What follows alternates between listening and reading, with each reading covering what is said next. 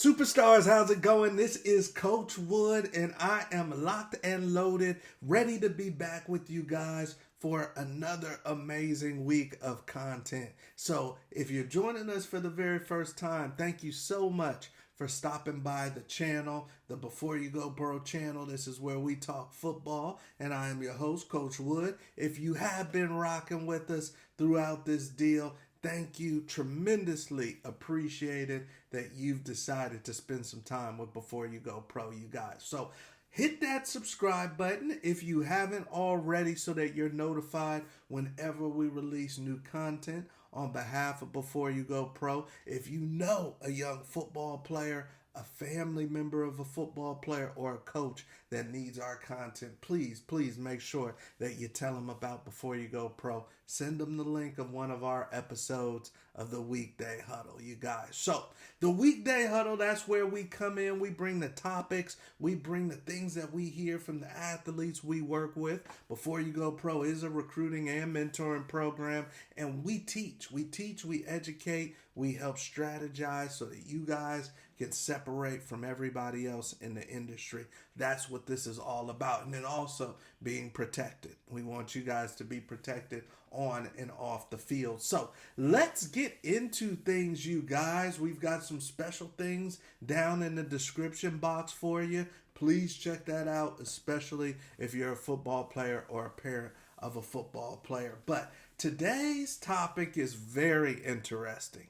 Very interesting. Now we are to the point, you guys, where the government is getting involved with football, particularly at the college level. So we all know that President Trump likes to get his hands in things. You guys know he likes to have his hands in many different things at one time. Well, he has decided to get into the college football deal, and really not just the college football deal, college sports. But we know when it comes to the money, when it comes to the transferring, that it is college football, men's basketball, women's basketball primarily. Whenever we see any news, anything with the government, any form of a new commission, they're talking about college sports in general at the NCAA level. But let's be honest, those are the three sports in particular that are driving the money, and that the money is going to when we're talking TV contracts, when we're talking NIL, etc. It is football, it is men's basketball, and it is women's basketball. There are a few programs like Nebraska's volleyball and maybe a few baseball teams or track teams that do generate some revenue, but nothing like those three. When they come up with legislation or when they come up with any proposed ideas, they're thinking about those three. Oh, just recently decided to sign an executive order, you guys, an executive order that would put some limitations on the way that athletes have been moving in college football recently. One of the major ones, and there's a few of them, but the two major ones that are catching everybody's attention and that will directly affect many of you athletes that watch our programming or that are a part of our program as soon as August, you guys. So if this executive order goes into effect, these rules take place pretty fast here as soon as we get into this next upcoming football season. And once again, a lot of times you see the timing of these different things, these announcements, it's because they're getting ready for football, you guys. They want their rule to apply directly to football and then basketball right after that. So there are a couple of things that we definitely want to cover and make you guys aware of. The first one is the days of the 6-year, 7-year. It's been even 8 and 9, you guys. There have been athletes playing college football that have been in college football for almost a decade. Those days are going to be over. There needs to be a uniform model that all of the schools and the athletes are going to abide by. Much like when I played football. You got 4 years to play 5. Well, the executive order that Donald Trump just signed is 5 years to play 5. They're actually giving you 5 years to compete. But at the end of 5 years, that's it. That's it. You gotta go. They don't care if you got injured. They don't care if you could have made more money. They don't care. They want it done after 5. Personally, I like the 5 for 5. When I was in college, you see the helmet behind me. I stayed at the University of Colorado for 5 years. I redshirted my true freshman year, and then I knew I was going to be on the field for 4 years. But the way that this executive order is written, it looks like you guys get an extra year on the field. It's 5 years to compete, and you have a 5-year window. So, maybe coach doesn't play you that much that first year, but that you still have that 5 years to compete. So this is the way it should be. It keeps the conveyor belt moving.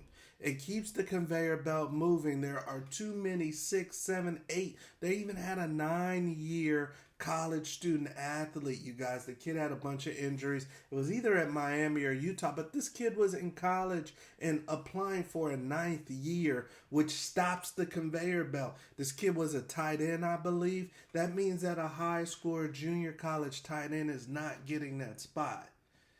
So there's been too many 6, 7, 8-year kids, which basically backs up the whole system. It backs up all of the talent that was coming through the ranks, thinking that when they left graduation in high school, it was going to be their time. When they left junior college, they were thinking it's going to be their time, and it's not, because there's a 6, 7, 8-year kid there. So we needed some uniform rule as far as how long these kids can stay and be college football players. It's unfortunate when you're in a bad coaching situation and dealing with politics. It's unfortunate when you get a catastrophic injury that really decimates your career. But that's been happening for decades and years, and we had to live with it. We didn't get 6, 7, 8, 9 years. So stop letting the high school and the JC kids get put on the back burner because we've got all these kids staying forever. I do like the potential executive order as far as, or law. It's already an executive order that's been signed, but it can go into law in August. I do like the 5 for 5. Next thing in the executive order that is pretty significant, you guys, especially for you athletes that are already in college and you're kind of flirting with the school. You're thinking, hey, if it doesn't work out here, I'm just going to jump ship. Or some of you athletes that may be in the recruiting process and you're thinking, hey, I don't have to be loyal to this school because I can go into the portal multiple times. The other part of this executive order is one transfer. One transfer, you guys, where, if you don't like where you're at, you don't like the community, you don't like the coaches, you don't like the uniform, whatever it is, you can transfer a free Scott and not have to explain nothing to anybody. You get one. Right now, everybody can transfer if the weather isn't right outside or if the NIL deposit didn't hit on time. They can jump out and transfer. Trump is saying you get one. You get one, no questions asked. You ain't got to say nothing. Ain't got to apologize. You get one where you can go anywhere you want. After that, you got to graduate. You have to graduate. This is huge as well. Once again, it is tremendously hard for recruiters and coaches to know what their roster is going to be. And it is tremendously hard for a high school or junior college kid to get an opportunity if they can pluck kids from colleges multiple times, where a kid can go to schools 3-4 times. It gets very hard for the conveyor belt to keep moving. So these two in particular, you guys, obviously, once again, this is targeted towards football and basketball, because that's where all you see these kids in the tournament in the basketball season. And as soon as the tournament's over, they are jumping in the portal, especially if they had a great tournament.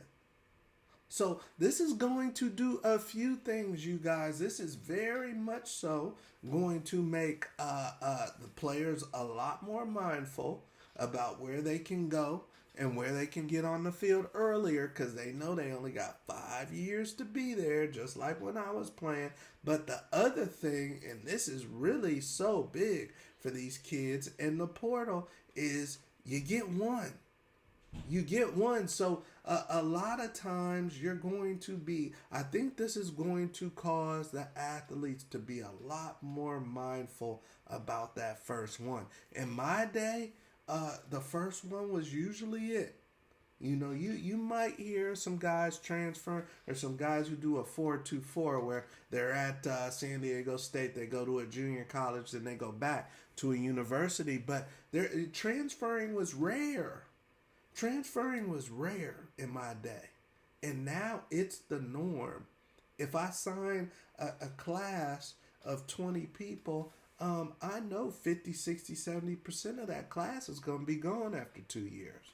If I'm a college recruiter, if I'm a GM, a player personnel guy, a class, a 2026 class of 20 to 30 kids, 20 to 25 kids, 60, 70% of those kids are going to be gone in 2 years. So we needed some type of uniform law, some type of executive order that could limit how many times a kid could transfer and could limit how long the eligibility was. These two things in particular help high school and junior college athletes. How long these kids can stay and how many times they can move. And in the future, you probably will see maybe even 2-year contracts with some of these scholarships, some of these NIL deals, where a kid is staying for 2 years. Now, the other caveat is if the coach leaves, and that should be one. That should be a mulligan always in your back pocket. The dude who recruited you is leaving. You should be able to leave right with him and find something that's going to be suitable. Doesn't mean you should leave, but you should be able to. Doesn't mean you should, though. You got to weigh that out, and you got to have some consultation, and a lot of it depends on who's coming in. I played for a coach who didn't recruit me at the University of Colorado. My head coach, Rick Neuheisel, left after my redshirt freshman year. That definitely affected my career. But for some of my teammates that were also recruited by Rick Neuheisel, the incoming coach was good for them. He wasn't necessarily good for me, but he was good for them. So everybody is an individual contractor. You need to know what to do for your individual situation. But these two things are big. These aren't the only things in the executive order. He's talking about Olympic sports and women's sports. But these two, they're direct hits to college football the way it is today. And there's going to be no more 6, 7, 8 year seniors. Thank God. And also there is going to be a limit on how many times these kids can transfer. And that's going to help the high school kids, that's going to help the JC kids, and it's actually going to help the college athletes, because if I can't transfer a million times, that means I got to dig my heels in and get gritty where I'm at.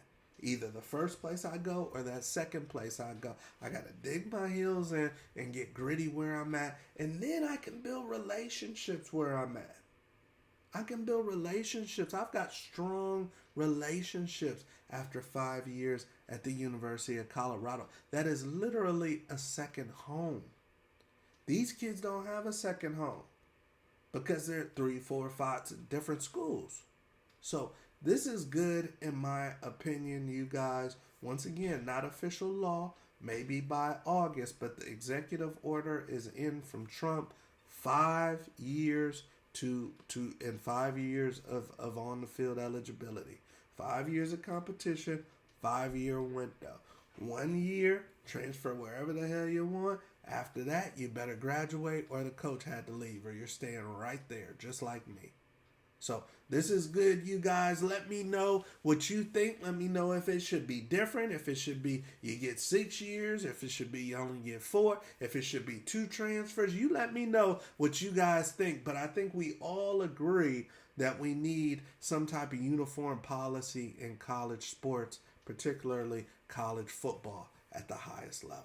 All right. So, hey, we got a great week of content coming to you guys. I'm so excited to be rocking and rolling with you. Make sure you hit that subscribe button and also check out what we have for you down in the description box. I'm Coach Wood. We'll see you at the top.